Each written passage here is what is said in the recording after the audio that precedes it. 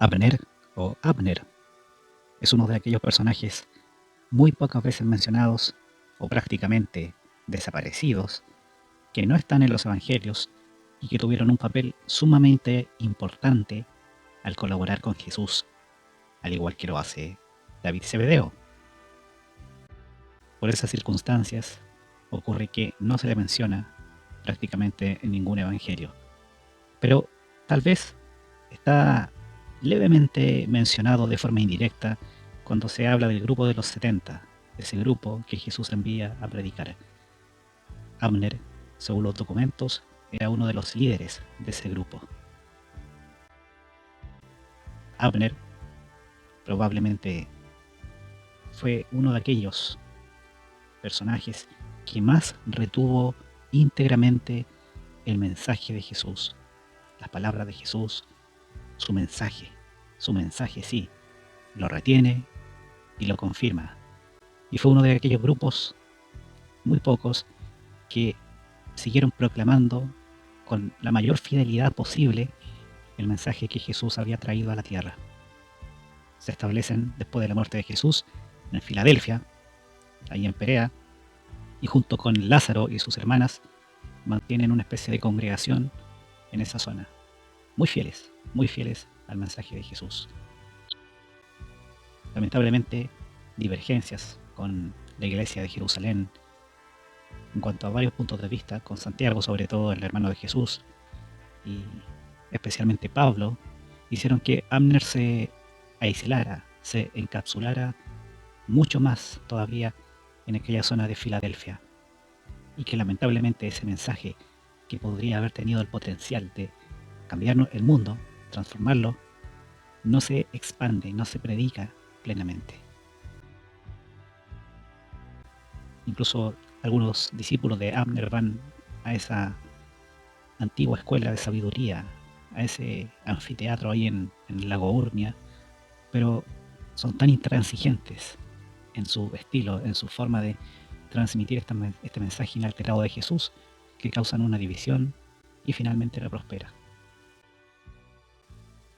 A diferencia de Pablo, que hizo transigencias, hizo especies de sincretismos con los paganos, con los romanos de sus días, en donde supo adaptar el mensaje, o más bien entregarlo a los conceptos griegos, helénicos y judíos de su época. Y en ese sentido Pablo finalmente se impone como el gran triunfador en cuanto a interpretar el mensaje de Jesús.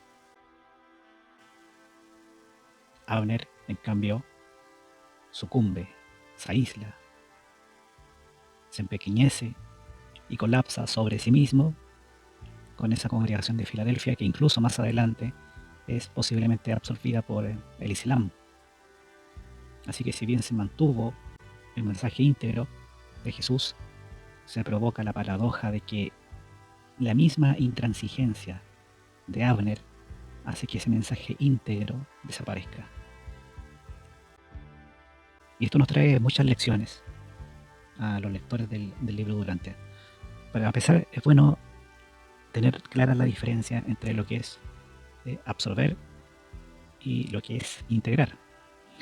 En el caso de Pablo, cuando él hace ese sincretismo con muchas ideas paganas, ¿cierto? Judaicas, él prácticamente las absorbe y finalmente son integradas al mensaje cristiano, que es lo que ocurrió. Eso en un efecto práctico de expansión tiene éxito, absorber y absorber como estamos mirando esta ilustración.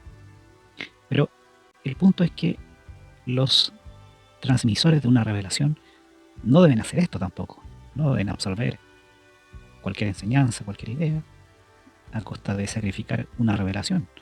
No, el punto es otro que se suele confundir con este.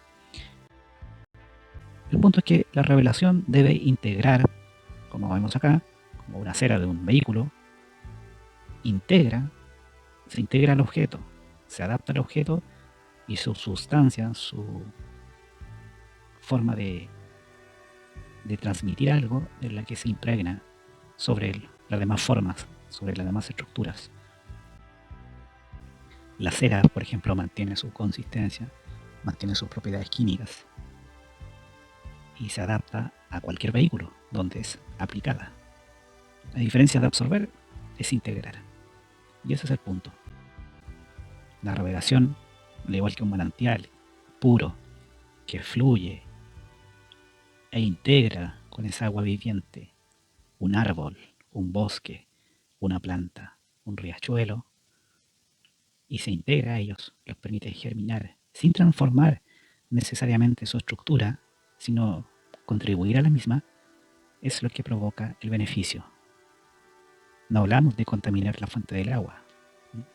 No, no es contaminar, no es que el agua absorba elementos sucios o contaminados. No, es que el agua se integre a otros elementos sin necesariamente implicar una transformación radical.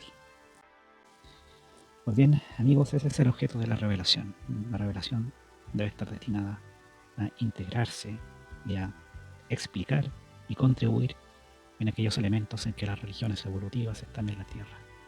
No es a reemplazarlas, no es a suprimirlas, no es a tener una visión intransigente sobre la misma o sobre otros fenómenos, por ejemplo, la reencarnación o el fenómeno OVNI, y declarar que porque el libro Durantia, por ejemplo, no habla directamente de estos asuntos, simplemente no existen.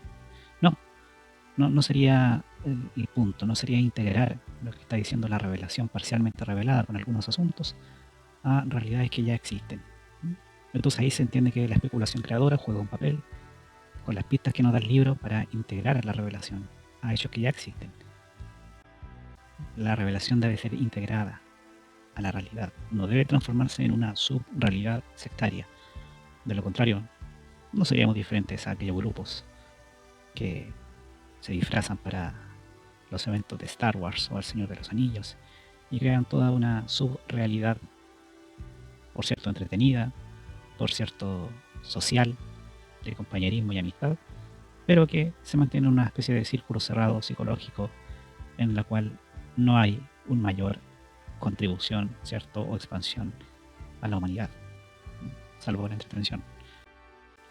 No queremos que los grupos de lectores del libro Durantia se enfrasquen indefinidamente en lecturas de los párrafos del libro, sin hacer mayores reflexiones que integren estos asuntos en la realidad o en otras religiones.